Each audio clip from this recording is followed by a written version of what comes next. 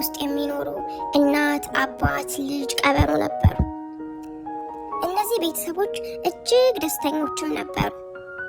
ፊን የተባለ ልጅም ነበራቸው። ታዲያ ፊን እጅግ በጣም ጎበዝ ልጅ ነው። በእጅጉም አዲስ ነገር የማወቅ ፍላጎትም አለው።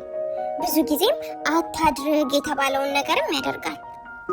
አንድ ቀን ፊን ከእናቱ ጋር በመጫወት ላይ ሳለ እናቱ ልጄ ወደ ሩቅ ቦታ አትሄድ ብዬ ስንት ጊዜ ነው የነገርኩ? ከዋርካው ዛፍ ማለፍ የለብህም፣ ምክንያቱም ሌሎች አውሬዎች ሊያጠቁቅ ስለሚችሉ ነው አለችው።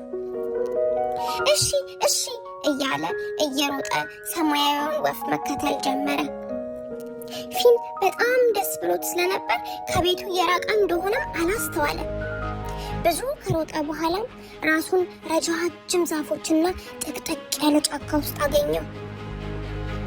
ከዚያም ልጆችዬ ፊን በጣም ደነገጠ። ወይኔ ፊን ወደ ቤቱ የሚመለስ ይመስላችኋል? ፊን በጣም ፈራ። አይኖቹም በእንባ ተሞሉ። ፊን በጫካ ውስጥ የሚንኮሻኮሽ ድምፅ ሰማ።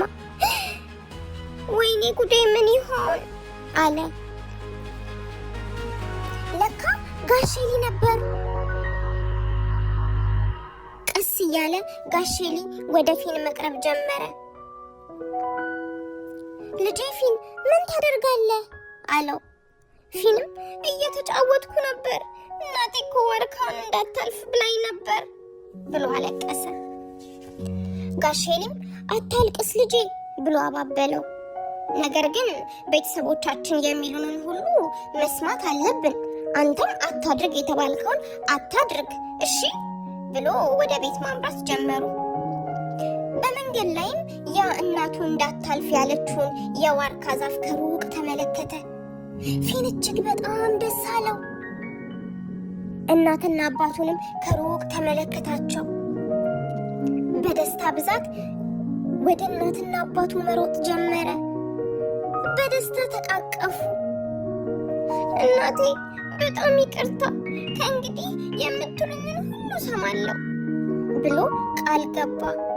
ከዚያን ጊዜ በኋላ ፊን የሆነውን ሁሉ ለጓደኞቹ ነግሮ ወላጆች የሚሏቸውን እንዲሰሙ ይመክራቸዋል።